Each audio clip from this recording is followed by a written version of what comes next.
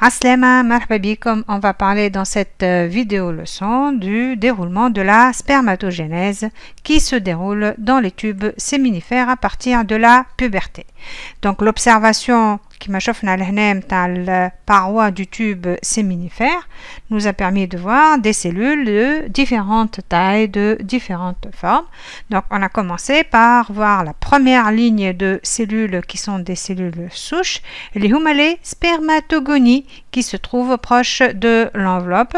Alors ces spermatogonies se multiplient par mitose lors de la phase de multiplication. Les cellules souches ou les cellules mères, les spermatogonies, sont des cellules diploïdes A2N égale à 46 chez l'homme bien sûr.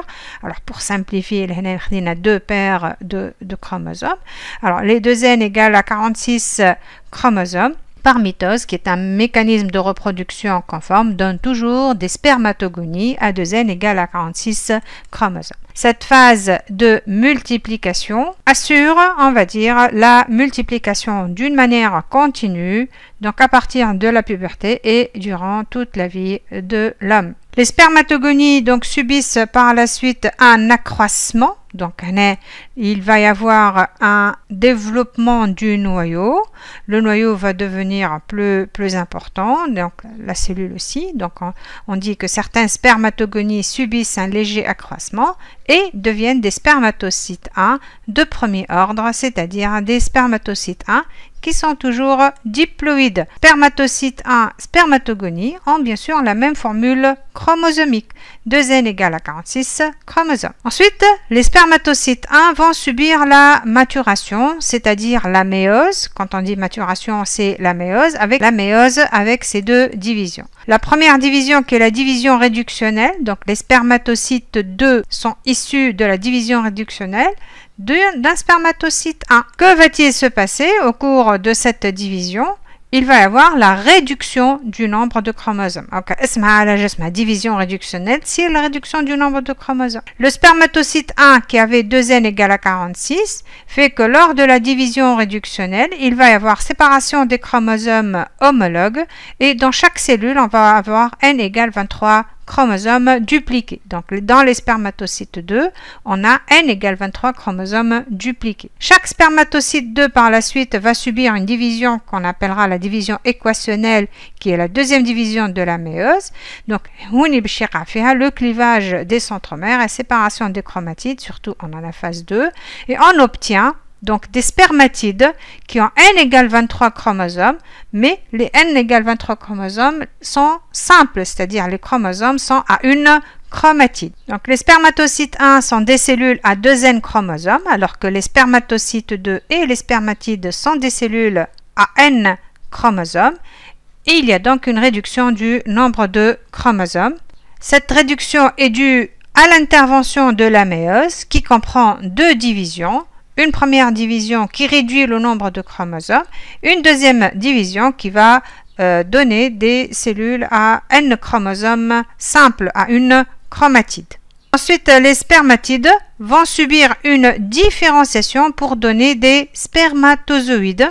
Donc, le nombre de chromosomes reste le même, N égale 23 chromosomes à une chromatide. Cette différenciation qu'on appelle aussi spermiogénèse, il y a plusieurs transformations. Donc, l'appareil mitochondrial est mis en place, l'ensemble des mitochondries dans la pièce intermédiaire se mettent en place. Les spermatides subissent de profondes transformations et deviennent des spermatozoïdes par réduction du cytoplasme, puisque le cytoplasme du spermatozoïde, il est réduit, par formation de l'acrosome, l'apparition de la pièce intermédiaire riche en mitochondries et du flagelle, bien sûr, au niveau de la queue du spermatozoïde. Donc, on voit ici les quelques transformations donc d'une cellule, donc on va dire sphérique, à une cellule différenciée, donc qui a une forme bien particulière, qui est le spermatozoïde. Si je récapitule point de vue chromosome, donc les spermatogonies subissent des mitoses et gardent toujours la même formule chromosomique. Donc l'anaphase de mitose fait séparer les chromatides entre elles. Ensuite, il y a la réplication qui fait que le chromosome devient dupliqué. Quand le spermatocyte 1 entre en méiose, entre en maturation, il va y avoir en anaphase 1 la séparation des chromosomes homologues, donc responsable ici d'un brassage qu'on appellera le brassage interchromosomique. Donc, ce qui nous donnera des cellules à n égale 23 chromosomes dupliqués. Ces n égale 23 chromosomes dupliqués donc, sont issus de la division réductionnelle. Ensuite vient la division équationnelle que vont subir les spermatocytes 2 pour donner les spermatides. On va dire pour avoir des spermatides qui sont à n égale 23 chromosomes à une chromatide. Ces spermatides vont subir la spermiogénèse, voilà, la différenciation pour donner des spermatozoïdes à n égale 23 chromosomes simples, donc comme on a vu au niveau de l'organisation du spermatozoïde.